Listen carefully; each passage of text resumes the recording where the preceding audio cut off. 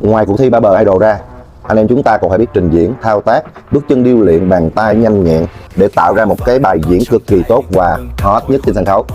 Cần nói nhiều, chỉ cần cảm được mỗi mái tóc là một tác phẩm hay. Không spotlight, không cần hô nào, chỉ cần đam mê. Và thí sinh phải biết sáng tạo và trình diễn. Ước mơ bay cao,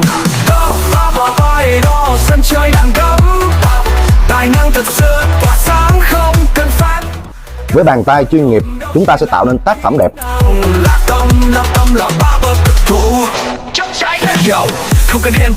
Các bạn thí sinh tỏa sáng thì chúng ta phải chuẩn bị một tinh thần tốt để bùng cháy tại sân khấu lớn Idol Barber.